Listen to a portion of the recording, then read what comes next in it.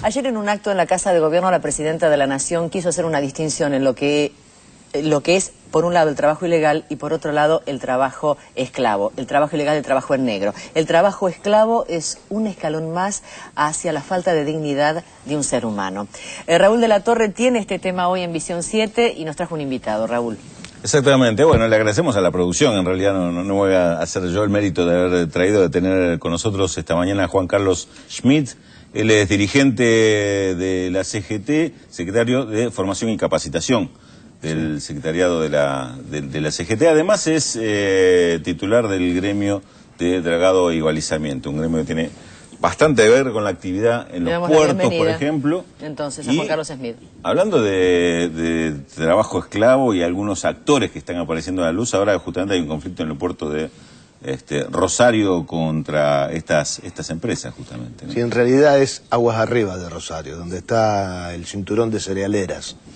Claro. Básicamente es desde San Lorenzo hasta Timbúes, el conflicto. Claro. Y esto tiene que ver también en condiciones de trabajo, condiciones no siempre de dignidad que se está realizando el trabajo en los puertos, tiene que ver tiene que ver con ese universo que está ligado a los puertos, pero que se extiende a esto que empieza a aparecer con superficie, que bienvenido sea estos jugadores globales como las grandes cerealeras, que yo recién escuchaba el pasaje de tu comentario sobre el tema de la comercialización. Durante la contienda con las patronales del campo no aparecieron estos jugadores globales o no aparecieron con la nitidez que hubiera correspondido. Y bueno, a partir de estas denuncias del trabajo esclavo y a partir de todo esto queda muy en evidencia de que esta es una práctica que se extiende no solamente al trabajo rural, también lo tenemos en los sectores de comercialización. El origen del conflicto en San Lorenzo, en el cinturón de San Lorenzo, es la muerte de un trabajador en noviembre del año pasado, que quedó sepultado adentro de las instalaciones portuarias. Y hay una polivalencia general prácticamente en los trabajadores que están al interior de los complejos oleaginosos, aceiteros y de transferencia de carga. Hay que recordar también que el año pasado hubo... disculpa, ¿sepultado que por un problema con la carga? Con la carga. Tengo entendido que lo estaba haciendo tareas como de bombero adentro de sectores que no estaban preparados para hacer esto y terminó... De un silo de granos. De un silo y todo esto. Y este fue el origen. El origen del conflicto comenzó allí y ahora se está discutiendo, principalmente, más que nada, porque lo que aparece muy fuertemente en los medios es la remuneración que se está buscando. Sí. Pero el tronco del problema son las condiciones de trabajo, las condiciones de seguridad y higiene. Sí, recordamos, Claudia, también hubo episodios el año pasado que tuvieron muy poca difusión de problemas de salud, inclusive en algún caso me parece que con pérdida de alguna vida de los transportistas porque rociaban con químicos el producto, los granos que estaban arriba del camión, pero con el chofer adentro. Sí, correcto. Sí. Bueno, toda la zona está atravesada por esa problemática. Juan Carlos, ¿y es tan difícil? ¿Cómo se capacita al personal de su área para que descubra, entre comillas, dónde hay trabajo esclavo y dónde no? ¿Dónde se dan las condiciones de dignidad que tiene que tener cualquier ser humano en su ámbito laboral? Yo creo que uno de los problemas más serios que hay, y el año pasado esto cobró mucha notoriedad, a través de los episodios en Constitución, con la muerte del trabajador que estaba ligado al PO. Acá hay que terminar con la tercerización. La tercerización es simplemente el umbral que le da paso a la esclavitud. Es decir, toda esta forma de precarización que se extiende en el trabajo rural, en el trabajo textil, en el trabajo doméstico, en amplias franjas de la economía nuestra, es el umbral por donde se filtra todo lo demás. Usted recién decía, es el escalón más bajo que ofende a la dignidad de la persona. Y de verdad esto es así. Sí, lo decía la Presidenta de la Nación ayer en Casa de Gobierno. Creo que no, muchas veces está muy de moda ahora escarbar sobre el trabajo rural, pero hay actividades que no hay que ir muy lejos de la ciudad para encontrar que están en condiciones casi miserables. Le decíamos hace un ratito, mientras nosotros compartíamos las imágenes de la síntesis,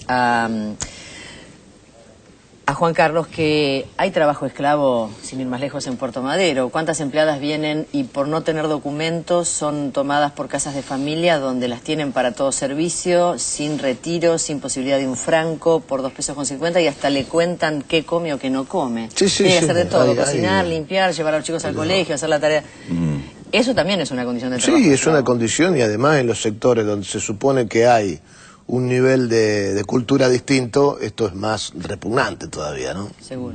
¿En qué medida, Schmidt, tienen responsabilidad los sindicatos en este tema del trabajo esclavo? Tanto en denunciar o no denunciar a tiempo estas cosas, ocuparse o no ocuparse del tema. Digamos, uno a veces escucha a algunos dirigentes, sobre todo con los trabajadores rurales, y parece que defienden más a los patrones que a sus propios afiliados o eventuales afiliados. Sí, yo creo que hay una cuota de responsabilidad ineludible que tiene el sindicato en esto, porque obviamente hay áreas donde esto no ocurre. Nosotros también tenemos trabajo temporario, pero el hombre que viene a nuestra actividad por trabajo temporario cobra exactamente lo mismo y tiene las mismas condiciones de trabajo que está en el convenio colectivo de trabajo.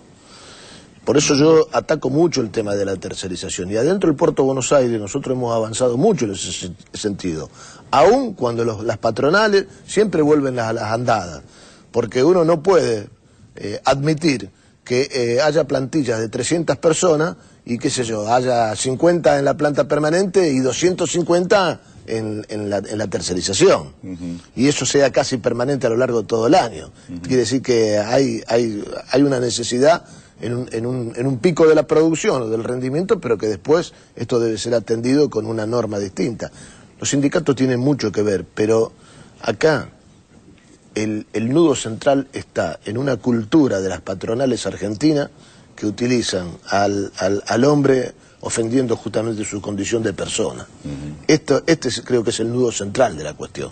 No voy a deslindar de la responsabilidad que tiene el sindicato porque son nuestros representados, son nuestros compañeros, pero de verdad el sector empresario argentino tiene que comprender que no se puede seguir practicando este tipo de condiciones. A eso quería ir, la pregunta por el lado del sector empresario, porque uno muchas veces ha escuchado representantes de Cámara que le dicen, bueno, nosotros que trabajamos pagando todo, registrando a todos, somos los primeros perjudicados por la competencia desleal. Ahora, cuando aparecen este tipo de denuncias, resulta que son los mismos que tienen una parte de trabajadores no registrados, o inclusive esclavos, que por otro lado tienen trabajadores registrados o declarados. Es decir, pasó en las textiles, pasó en las cerealeras, pasa en muchos rubros que son los mismos que trabajan y se benefician parcialmente.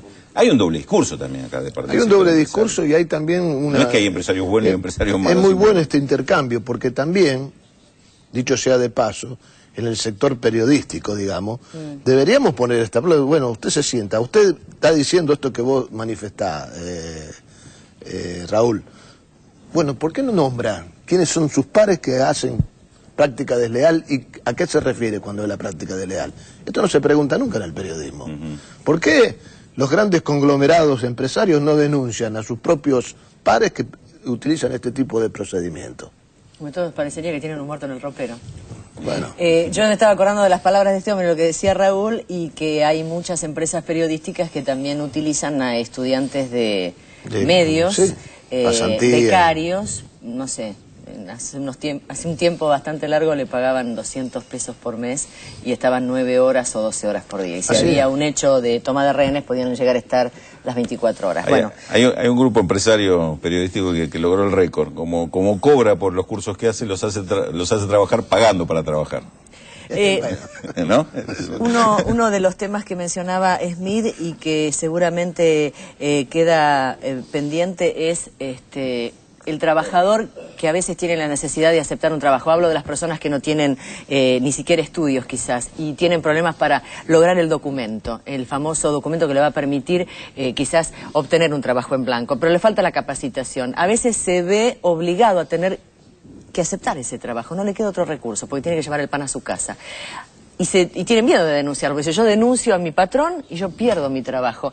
¿Qué le sugiere usted al trabajador que por ahí lo está escuchando hoy en su casa? Bueno, nosotros muchas veces en esto que ha acabado de anunciar ayer el mismo ministro de Trabajo y tareas que desarrolla la propia Central Obrera, acerca los instrumentos y y hay cursos de formación para que estos trabajadores no se vean afectados en ese sentido. De todas maneras es una pelea desde el punto de vista político, social y cultural alrededor de todo esto, porque cuando se habla de toda esta precarización y del trabajo en negro, que dicho sea de paso, me parece que es el talón de Aquiles de la economía, tenemos todavía un alto nivel de trabajadores no registrados, trabajadores precarizados. Yo creo que acá esto tiene que ir acompañado por el conjunto de un cambio de comportamiento de la sociedad. Cuando pensamos que el que lleva adelante estas condiciones no es tampoco, no parte de la misma base que él, que es un ignorante, no, es alguien que está consciente de dónde está la economía, de cuáles son los derechos, de qué rol tiene que cumplir en la sociedad y sin embargo lo primero que hace es vulnerar las reglas más básicas. Aprovechándose del otro, ¿no? Exactamente. Y son condiciones que están ocultas, ¿no? De cuestiones sí, ahí no corre la democracia y no corre ninguna de los derechos sociales de los que discutimos. De repente es un gran demócrata el que practica todo esto. Seguramente. Bueno, a Juan Carlos Schmidt le agradecemos, secretario de Capacitación de la CGT. Ha sido usted muy amable y esperemos que estas cosas, a medida que toman estado público, se empiezan a combatir. Enhorabuena. Muchísimas gracias. Gracias.